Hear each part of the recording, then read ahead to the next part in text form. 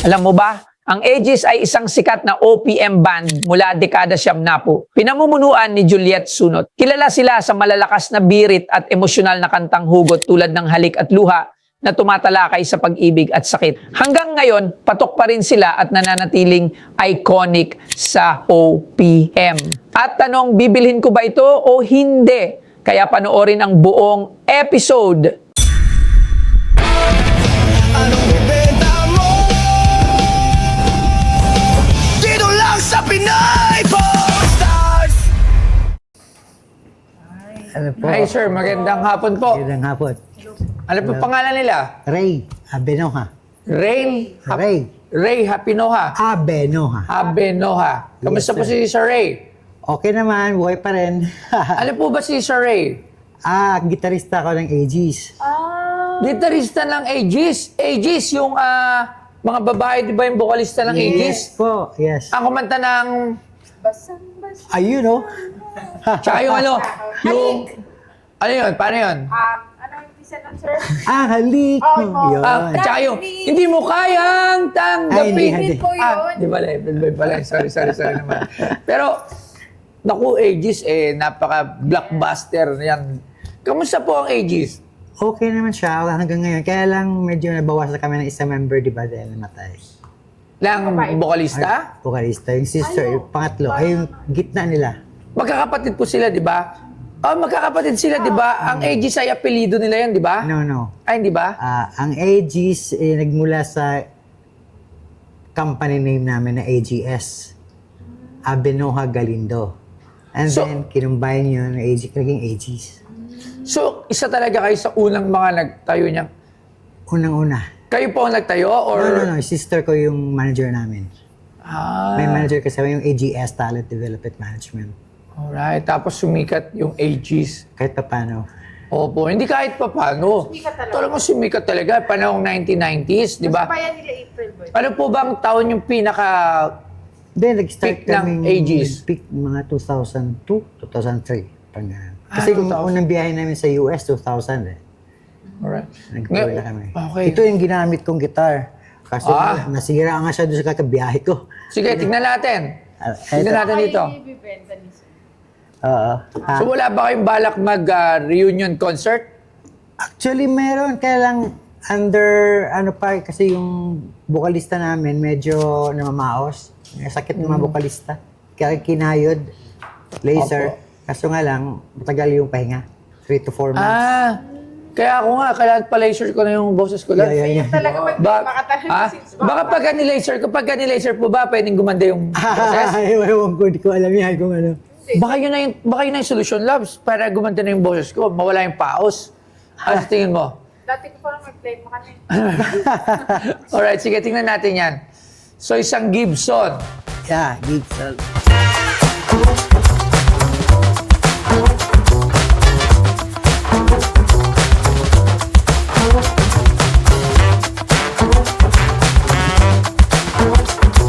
Alam mo ba? Ang Aegis ay isang sikat na bandang Pinoy na nabuo noong dekada 70. Kilala sa kanilang malalakas at emosyonal na kantang hugot.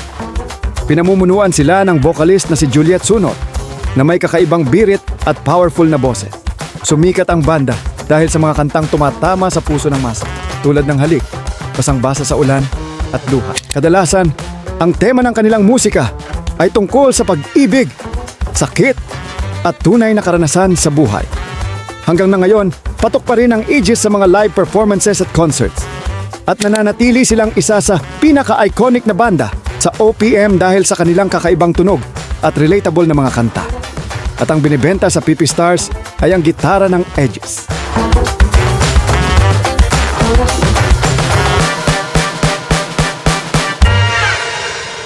Alright. Gibson, anong model po yan? Ano nga ba ito? 2000? 2000.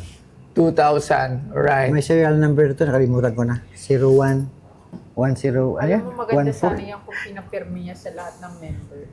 Alright. Yan ang gamit ko ever since talaga. Lahat ng albums, ito na. So, magkano nyo naman yung binibenta? Sabi nila, pwede raw 3M para sa auction. How? 3M. Ba't puro uso 3M ngayon dito? Parang ngayong araw na to, puro 3M ng 3M. Oo. Pangalawang 3M na to ngayong araw na to dito, 3M, alright. 3M. Baka magkakaroon tayo ng 3. Ay, sana. Magkaroon tayo ng 3M mamaya. So, tayo lang. Alright, sa 3M, medyo very Mataas. mataas. Ano kayong offer mo? I don't know kung kahit sa auction, it could hit the price of 3M. Hindi ko masabi. Hindi natin malaman. Baka merong isang diehard fan ng Aegis yung gusto bumili. Di ba? Pero, lalo na nga sa panahon ngayon, Medyo... crisis, I doubt. So, syempre, everybody is holding their money ngayon eh. Parang, money is the king. Yeah. So, kailangan, hold ka lang muna ng pera. Di ba? Syempre, bumabasa tayo, sino ba yung kilala, sino ba yung maraming na idol. So, therefore, dun nagpipick yung price, dun siya nagkakaroon ng value. Alright? Pero still, this is a part of Aegis legacy. So, kung may pirma nga siya ng lahat ng member, it could, papasok siya as an Aegis memorabilia that could sell around mga, with the guitar price around 120,000. Yun yung, yes, ganun yung pwedeng maging price as an Aegis memorabilia guitar. Alright? So, syempre, dadaan pa yan ng mga auctions, dadaan pa yan ng may waiting list pa, it will be on sitting duck pa na parang ilalagay mo siya sa mga forums and everything. Wait lang. Hindi tinatawagan lang ako. Call a friend. So,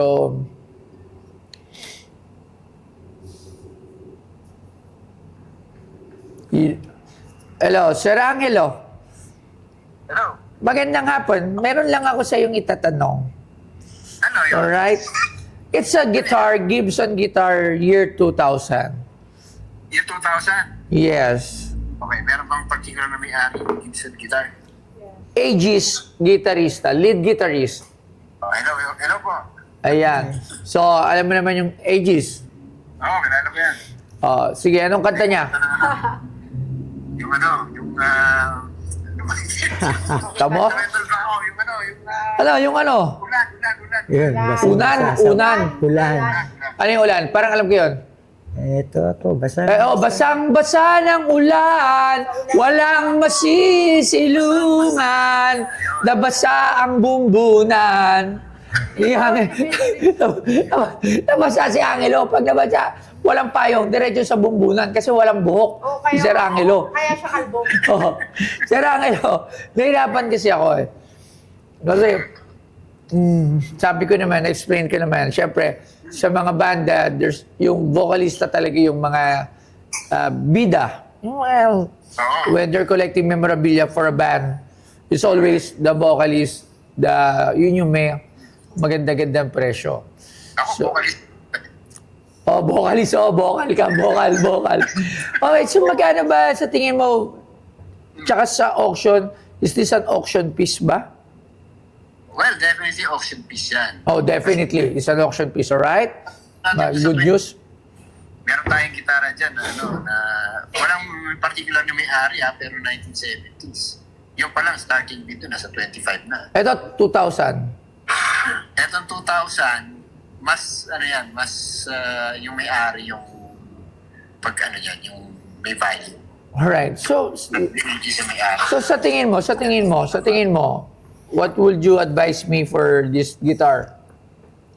Guitar only?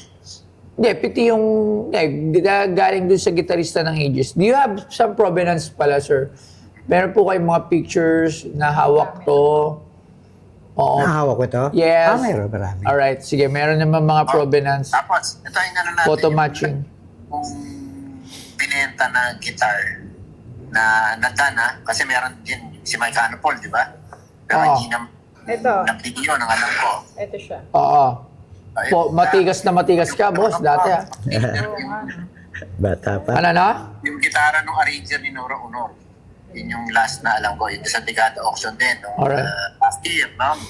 umabot ng ano yon, from 15 naging 25 yata yan, parang 25 yung ano niya. So I guess tingin ko a little bit more, a little bit more than 25 kung papa-auction. Alright. So, yun din. Magkano yung a little bit more? Siguro mga 35, 40, gano'n. Alright. Thank you very much. Thank Hindi you. na, ano yan, easy siya na, siyempre, Oo. ano, di ba? Sige. Salamat, Sir Angelo. Ang bokalista ng Dekada Collectibles. O, di ba? Ha? Si Tenta ba siya? Si Tenta. 90s. Si Tenta ka daw. Hindi, 90s. Alright. Maraming salamat. So, abangan nyo din na pala ang auction namin this coming Sunday. Ay, April 26, next Sunday. Alright. See you. Maraming salamat. Thank you. Okay. So, Kasi ano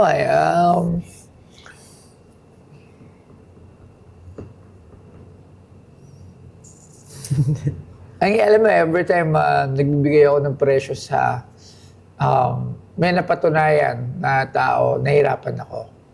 Kasi parang I'm putting myself into your shoe na parang baliktad tayo, ako'y nandiyan. Siyempre, ang dami natin pinagdaanan with this guitar. yeah, dami talaga.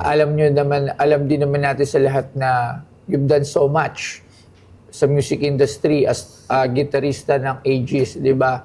So, di naman kayo sessionistas na in call. So, actually, you're a bona fide member ng Aegis. So, yung pinagdaanan nito, kakaiba. Kaya laging ang hirap pagkaharap ko yung tao na nagbebenta niyan. Kasi, I value yung pinagdaanan ng tao. Mag-shed ako dito ng around, maglalabas ako ng 40,000 pesos. 50,000. Ano sa tingin mo, Labs? Tama ba decision ko? Ang hirap talaga. Actually, it's not the value yung pinaghirapan nyo.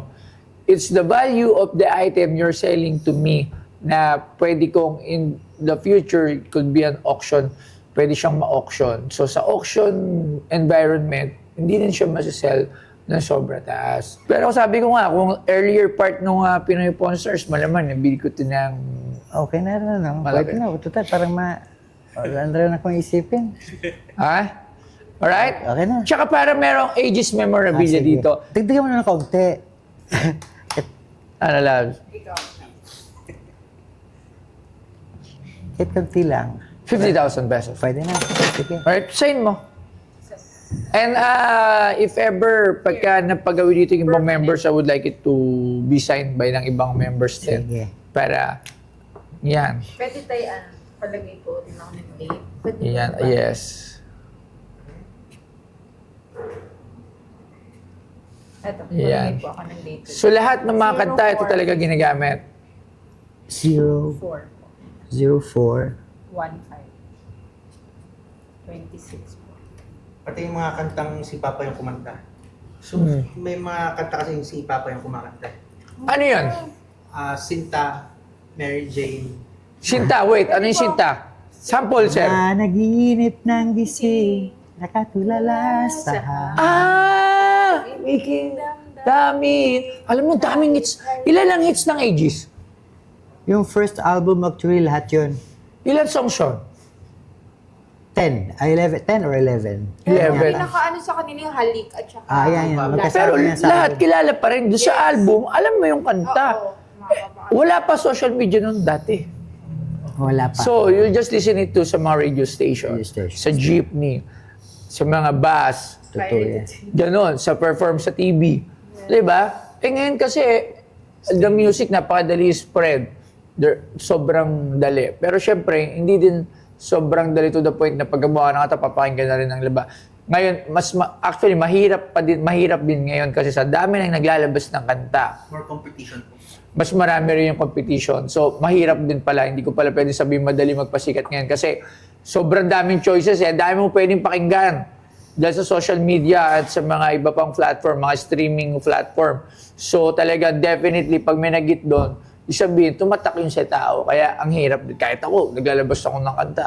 Diba? So, by the way, maraming salamat, sir. Thank you very much. Kahel, thank you very much. More power sa inyo. And I hope na dumating din yung time nyo ay na pagdating dito ng na pala panahon, yun, magbenta kayo sa akin. Papalaser muna ako ng boses. Boses. Para gumanda naman yung boses Yung ko. boses mo, ganun pa lang sa kanya yung boses yun. Lalamon siya eh. Kaya kong kumanta. Sige, sample. Eto, sikat sa ages to. Ano ba ulit?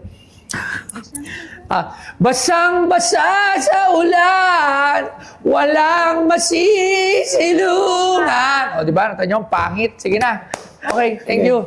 Thank you. Ako nga pala si Ray Abenoja, gitarista ng Aegis. Ang purpose ko pupunta dito is may auction ko sana kay Boss Toyo yung guitar. Ayun, nagkausap na kami. At saka medyo nakakaba ng umpisa dahil first time ako nakapasok sa ganito. Marami dito ako nakikita na talagang luma, antigo. Tsaka kanina habang nag-antay ko sa line, nakikita ko yung mga iba't ibang dala ng mga tao. May mga kung ano-ano na hindi ko pa nakikita eh. Medyo kakaiba. Yun, so far, good experience naman. Okay. At salamat nga pala kay Boss Toyo. Anong